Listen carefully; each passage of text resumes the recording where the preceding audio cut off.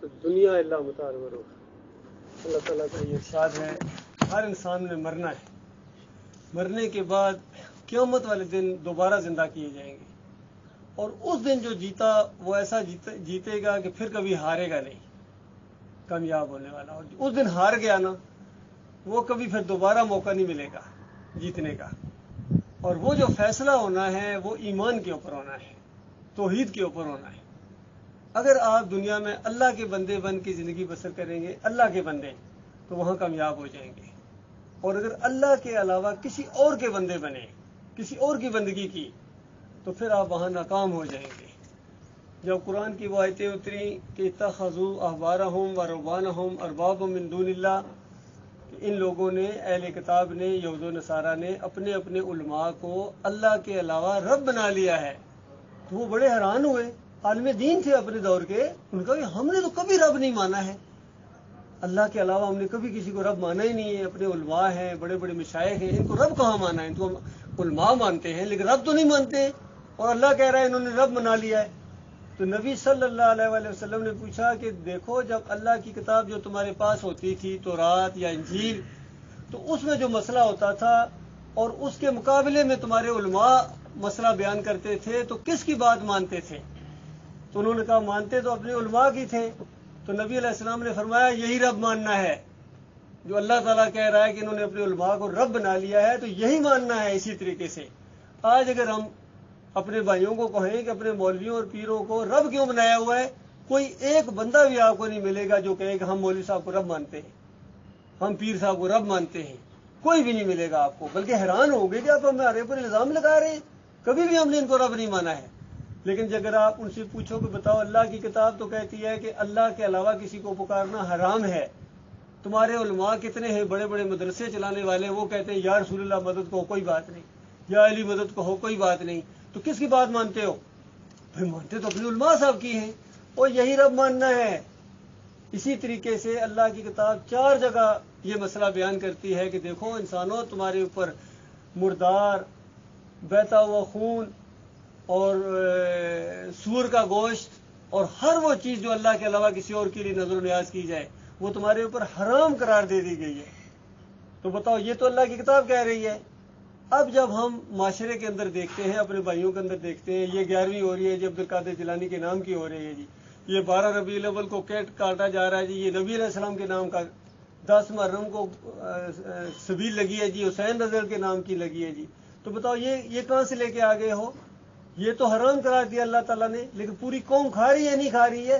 اب تعداد دیکھو گے کہ تعداد اتنی زیادہ ہے, اتنے بڑے بڑے علماء کھا رہے ہیں, بلوچستان کے علماء بھی کھا رہے ہیں, نیپال کے علماء بھی کھا رہے ہیں, کشمیر کے علماء بھی کھا رہے ہیں, بحرین کے علماء بھی کھا رہے ہیں.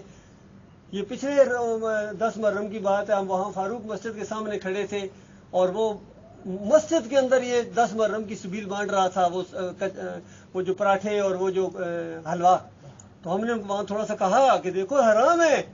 تو وہ جو بڑے مولوی وہاں جمعہ پڑھانے والے مصری مولوی کہہ رہے معافی مشکل, عقل معافی مشکل, کھاؤ کوئی مشکل نہیں ہے, کوئی مشکل نہیں, کھاؤ کوئی بات نہیں ہے. تو بتاؤ, اللہ کی کتاب حرام قرار دیں, ہمارے امام صاحب حلال قرار دیں, تو بتاؤ رب کون ہوا؟ رب اللہ ہے, ان کی بات نہ مانو. اسی طرح اللہ کے بندو, ان ساری جماعتوں کے اندر یہی آپ کو بتانے ہیں, ہم آپ سے ووٹ نہیں مانگنے آئے ہیں, ہم آپ کی چائے یا یہ پراٹھے نہیں کھانے آئے ہیں. ہمیں اپنی بھائیوں کا خیال ہے کہ ہمارے بھائی جہنم کی آگ سے بچ جائیں. جو آگ, ایسی خوفناک آگ اللہ تعالیٰ نے تیار کری. یہ دیکھو, یہ ابھی حالانکہ بیچ میں بادل بھی ہے, یہ دھوپ برداشت نہیں ہو رہی ہے.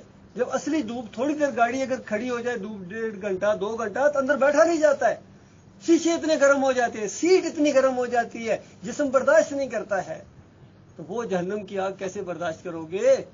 اس جہنم کی آگ اس دنیا کی بڑی آگ سے 70 گنا بڑی آگ ہے. وہ آگ جس کے اندر ایسے بڑے بڑے لوہے اگر پھینکے جائیں تو فوراً پانی بن جائے, اور وہ پانی ابلا ہوا تانبا منہ میں ڈالا جائے گا, سر پر ڈالا جائے گا, اور کہا جائے گا چکھ مزے.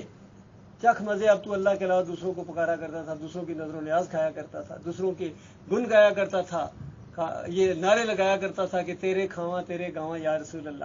کھاتا اللہ کا تھا اور سمجھتا تھا کہ نبی کی وجہ سے طفیل محمد ہوا ہے, اچھا محمد صلی اللہ علیہ وسلم کی وجہ سے تمہیں روزی اللہ نے دی, ویسے نہیں دیتا وہ. یہ بہت بڑا کفر ہے اللہ کے بندوں, بہت بڑا شرک ہے.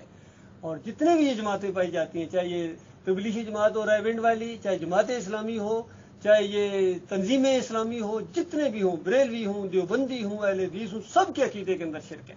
کم از کم شرک ان کے اندر یہ ہے، کہتے ہیں نبی علیہ السلام قبر کے اندر زندہ ہیں، سنتے ہیں، دیکھتے ہیں، پہچانتے ہیں۔ ہم پکارے یہاں آقا سنے مدینے میں، ایسی سماعت پہ لاکھوں سلام۔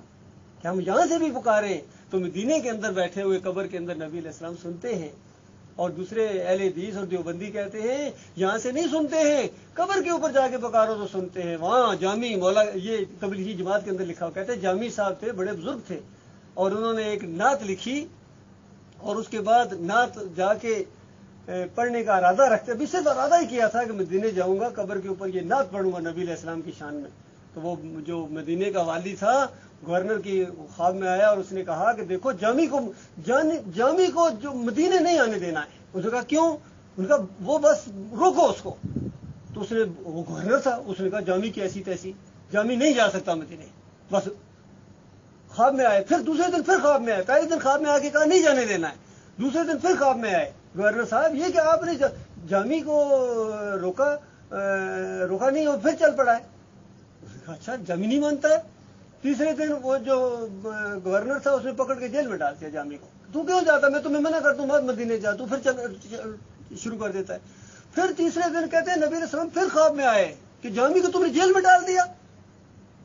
کوئی مجرم نہیں ہے، چور ڈاکو نہیں ہے، وہ تو میرا عاشق ہے، اس نے نعت لکھی ہے اور ارادہ رکھتا ہے کہ میری قبر کے آگے اوپر پڑے کیا، اور پھر اگر اس نے قبر کے اوپر میری نعت پڑھی تو میں مجبور ہو جاؤں گا کہ اپنا ہاتھ نکالوں گا اور پھر مسافہ کروں گا پوری دنیا۔ لیکن یہ فتنہ بنے گا بات، اندازہ لگاؤ اللہ کے بندو، یہ سکھایا جا رہا ہے۔ حالانکہ نبی علیہ السلام مدینے والی قبر میں زندہ ہی نہیں ہے، وہ تو جنت الفردوس میں زندہ ہے۔ قرآن و حدیث کا تو یہ مضمون ہے، جنت الفردوس، کتنی اعلیٰ جنت اللہ کے بندو۔ اور اس جنت الفردوس میں حدیث میں آتا ہے کہ یہ سب سے بلند مقام ہے، سب سے اونچا مقام ہے، شہداء سے بھی اونچا مقام ہے، وہاں نبی علیہ السلام کا وہ مقام ہے، وہاں ان کی جگہ ہے، قیامت تک وہاں رہیں گے، الوسیلہ اس کا نام ہے۔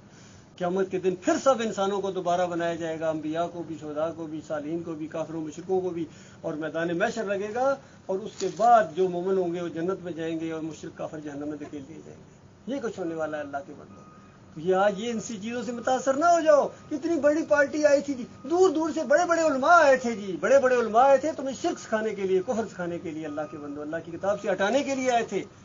اس لیے تعداد مت دیکھو، کوئی ہم نے تو نہیں لکھی ان کی کتاب، انہوں نے خود لکھی ہے۔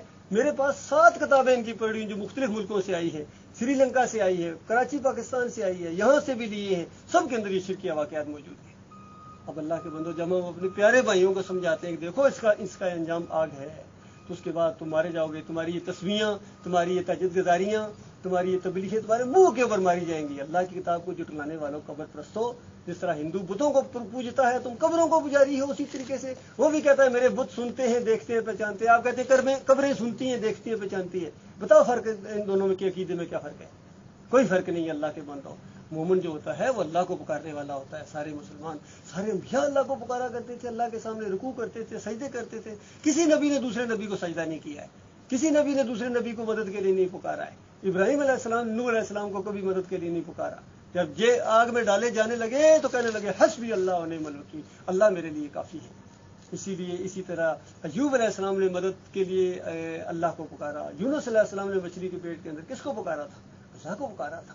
خود نبی صلی اللہ علیہ وسلم جنگ بدر میں جب رو کے گڑگڑا کے کس کو مدد کے لیے پکار رہے تھے میرے بھائیوں؟ غور کرو، نہ موسیٰ علیہ السلام کو پکارا، نہ ابراہیم علیہ السلام کو پکارا، نہ داؤد علیہ السلام کو پکارا۔ وہ بڑے بڑے جنگجو گزرے تھے، حالانکہ داؤد علیہ السلام بڑے، سلمان علیہ السلام بڑے جنگجو گزرے تھے، اور یوسف علیہ السلام اور سارے ابراہیم علیہ السلام بڑے جنگجو گزرے تھے، لیکن محمد صلی اللہ علیہ وآلہ وسلم نے کسی ایک کو بھی مدد کے لیے نہیں پکارا۔ کیوں؟ یہ شرک ہے۔ یہ تو مشرکوں نے پکارا، مشرکوں نے پکارا تھا، یا ابل مدد، یا فلاں مدد۔ اللہ تعالیٰ کا آج تمہاری کوئی مدد کے لیے نہیں آئے گا، آج تمہیں مار پڑے گی، اور اس کے بعد دم دبا کے بھاگے۔ یہ ہماری ساری تاریخ ہے اللہ کے بندو۔ آج مسلمانوں کی جو درگت بنی ہوئی ہے پوری دنیا کے اندر، اور خاص کر ہمارے ملک پاکستان کے اندر، اس کی وجہ یہ ہے، حالانکہ نمازی موجود ہیں، تہجد گزار موجود ہیں، تبلیغیں کرتے ہیں، لاکھوں کی تعداد، مسجدوں میں جگہ نہیں ملتی ہے رمضان کے اندر، باہر روڈوں پر جائے نماز بٹھائی ہوتی ہے اللہ کے بندوں، بیت اللہ میں باری نہیں آتی ہے عمرہ کرنے کی، حج کرنے کی اللہ کے بندوں۔